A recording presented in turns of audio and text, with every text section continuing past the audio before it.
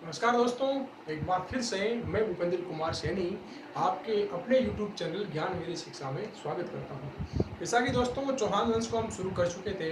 चौहान वंश के अंदर हमने चौहानों की उत्पत्ति और चौहान वंश का जो मूल पुरुष आदि पुरुष कह सकते हो वासुदेव चौहान, उसके बारे में जिक्र कर लिया था। ठीक है, अब आज देखिएगा वासुदेव चौहान से आगे शुरू करेंगे।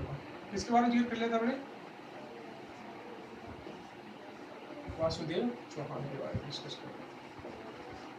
वासुदेव चौहान के बाद इसका जो उत्तराधिकारी होगा वो इसका सामंत होगा। क्या होगा? सामंत। सामंत, ठीक है। सामंत के बारे में अगर जानकारी कहें तो ये जानकारी मिलती है बिजोलिया शिलालेख से। कहाँ से मिलती है?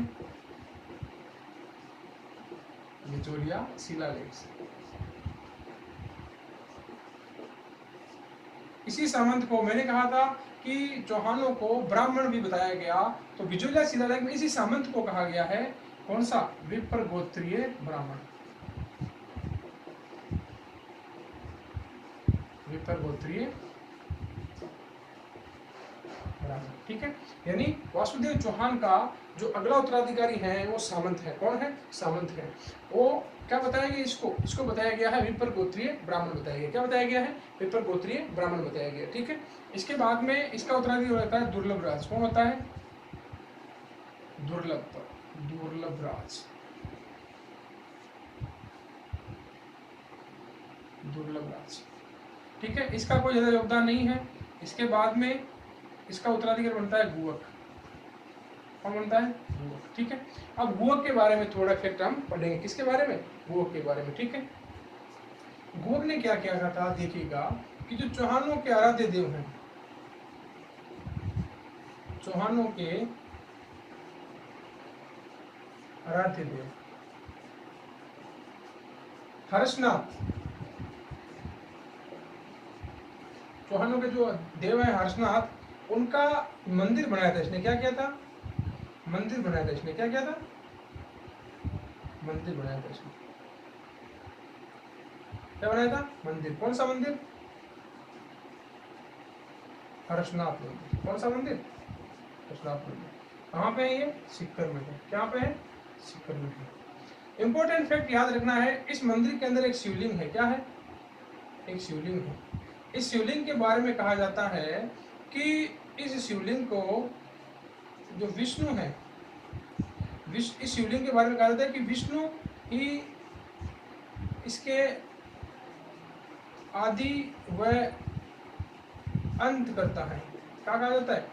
विष्णु ही इस शिवलिंग के आदि व अंत करता है और इसके चारों ओर क्या की जाती है? परिक्रमा की जाती है शिवलिंग के। किसको मान करके? विष्णु ही इस शिवलिंग का क्या है? आदि और अंत करता है। क्या है? आदि और अंत करता है, ठीक है। गुवक के बाद में आपका जो उत्तराधिकारी होगा, गुवक के बारे में तो दो इफेक्ट आपको याद रखने। पहला चौहानों के आराध्य देव, ठीक है। दूसरा हर्षनाथ। इसके बाद में बनता है चंद्रराज। कौन बनता है? चंद्रराज। इंपॉर्टेंट इस डिस्कस कर रहे हैं, ठीक है। चंद्रराज की बात करें तो चंद्रराज का खुद का जितना योगदान नहीं आता इतिहास के अंदर, उसकी जो रानी है उसका आता है। किसका? उसकी रानी का। उसकी रानी का नाम है रुद्राणी। क्या नाम है? रुद्राणी। रुद्राणी को कहा जाता है कि योगी क्रियाओं में दक्ष थी। किसमें? योगी क्रियाओं में दक्ष थी। योगी क्रियाएं कौन सी? देखिएगा योगी क्रिया, देखिए एक होता है आपका योग, एक होता है आपका योगा। इनमें दोनों में अंतर है, काफी अंतर है। देखा कैसे? योग किसे कहते हैं? योगा किसे कहते हैं? योगा, योगा जो आप व्यायाम करते हैं ना, व्यायाम, जो आप व्यायाम करते हैं या कसरत कर सकते हो, व्यायाम, व्यायाम क्या कर सकते हो? कसरत। तो कपाल भाती करते हो आप, ये क्या है? योगा है। योग क्या है? योग एक साधना है। क्या है? साधना है। या कह सकते हो कि योग के द्वारा अपने जो चित्त है उसको स्थिर करने की प्रयास किया जाता है। अब ये योगी क्रिया में दक्ष थी तो इसका नाम हो गया आत्मप्रभा। क्या हो गया? आत्मप्रभा। क्या हो गया? आत्मप्रभा। अब आत्मप्रभा के बारे में, रुद्राणी के बारे में सुनिए। ये इसको क्या था? इसको सरबदंश का, इनको सरबदंश का लग चुका था। क्या लग चुका था? सरबदंश का कह सकते हो कि क्या कह सकते हैं उसे आप कि सरबदंश का इसको एक श्राप सा लगा हुआ था। क्या लगा था? श्राप सा लगा हुआ था, जिसके कारण क्या करती थी, ये आपकी जो पुष्कर है, पुष्कर में ये क्या करती थी, जो पुष्कर झील है उसके अंदर आपके 108 दीपों का दीपदान करती थी। क्या करती थी? 108 दीपों का दीपदान करती थी। क्या करती थी? 108 दीपों का दीपदान करती थी। ठीक है, जिसके कारण इसे कर सकते हो, इन दीपदानों को कहा जाता है सहस्त्र दीपदान, सहस्त्र दीपदान। ठीक है, ये पुष्कर में करती थी और पुष्कर के अंदर भगवान विष्णु की आराधना करती थी। किसकी? भगवान विष्णु की। ठीक है, तो ये इसके बारे में चर्चा होती है। ठीक है, अब आगे पढ़ेंगे चंद्रराज के बारे, चंद्रराज के आगे के बाद में।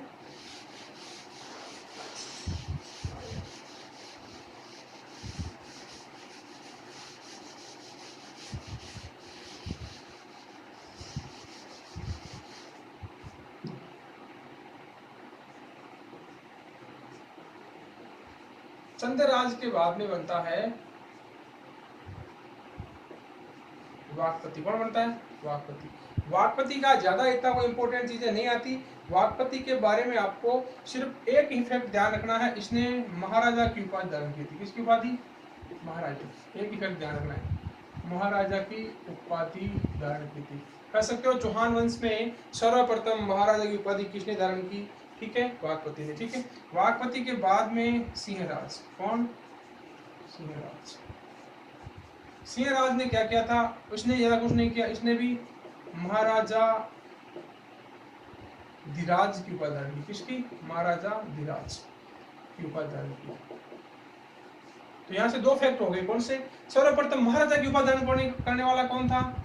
महाराजा की उपाधि धारण करने वाला वाक्पति। कौन था? वाक्पति। सिंहराज की महाराजा धीराज। ये वंशज है। ठीक है, चौहान वंश के वंशज है। कंटिन्यू हम इनको कर रहे हैं। ठीक है, अब बात करें, सिंहराज का एक भाई था, सिंहराज का एक भाई था लक्ष्मण। कौन था?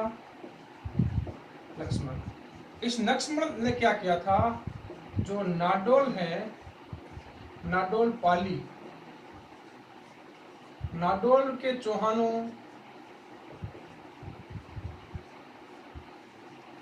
की संस्था बनाई थी। नाडोल के अंदर चौहानों की संस्था ले गया था ये कौन? लक्ष्मण। ठीक है, इसका जो भाई है, क्या है इसका? भाई है इसका।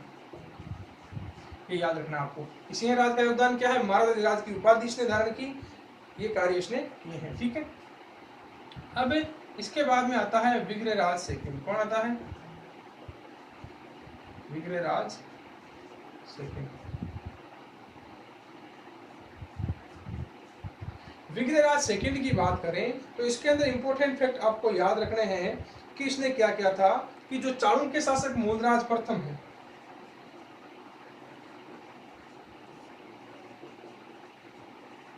चालुक्य शासक मूलराज प्रथम को इसने हराया था।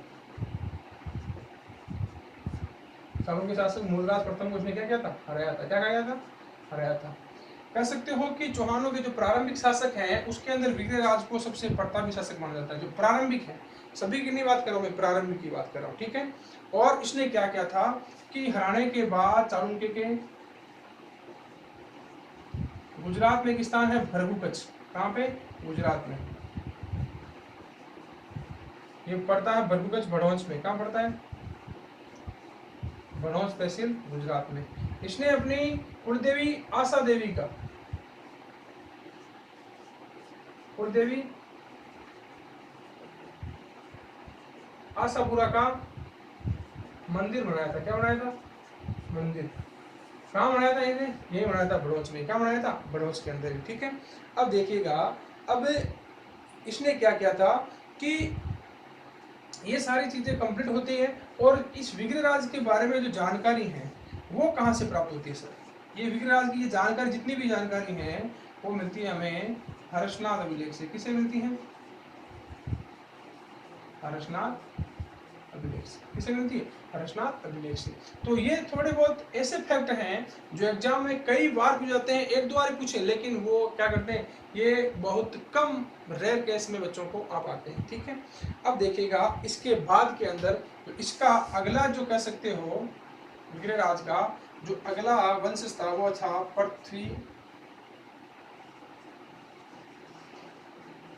पृथ्वीराज प्रथम। कौन था, पृथ्वीराज प्रथम। इसने क्या किया था, पृथ्वीपुर नगर बसाया था। क्या किया था, पृथ्वीपुर नगर बसाया। क्या बसाया, पृथ्वीपुर नगर बसाया इसने। ठीक है, और ज्यादा इसका इंपॉर्टेंट रोल इसके अंदर नहीं डिस्कस करते। ठीक है अपन है। अब इसके बाद में बात करें कि पृथ्वीराज फर्स्ट के बाद में हम बात करते हैं अजयराज की। किसकी बात करते हैं, अजयराज। अजयराज हम अगले वीडियो में डिस्कस करेंगे पूरा एक्सप्लेन करके। पृथ्वीराज के बारे में कह सकते हो कि इसको तो मुस्लिम इतिहासकार है उन्होंने कहा तुर्कों का विनाश करने वाला या नाश करने वाला। किसके बारे में, पृथ्वीराज फर्स्ट के बारे में, कि तुर्कों का नाश करने वाला। क्या है, तुर्कों का नाश करने वाला। अगले वीडियो के अंदर हम इंपॉर्टेंट जो फैक्ट होंगे वो डिस्कस करेंगे। कौन से, अजयराज, और अजयराज के बाद में अर्णोराज और आपके जितने भी विग्रहराज चतुर्थ हैं वो डिस्कस करेंगे जो महत्वपूर्ण है। ये 20 करोड़ की मैंने इसलिए लिया है कि जो बड़े एग्जाम हैं, आरएस के जैसे एग्जाम हैं, उनके अंदर छोटे छोटे फैक्ट खुल जाते हैं, इसलिए मैंने इनको इंपॉर्टेंट रूप से शामिल किया है। तो दोस्तों आपको ये वीडियो अच्छा लगे तो लाइक करें, चैनल को सब्सक्राइब करें और ज़्यादा से ज़्यादा वीडियो को शेयर करें। किसी प्रकार की कोई क्वेरी हो तो कमेंट बॉक्स में अवश्य लिखें। और दोस्तों एक जानकारी बता दूं मैं आपको, कंफ्यूज नहीं रहना है, शाकंभरी के चौहान या सपालदक्ष के चौहान ये एक ही चीज़ है, सारे की सारे नाम सिर्फ अलग अलग मिलता है इनका। ठीक है, धन्यवाद।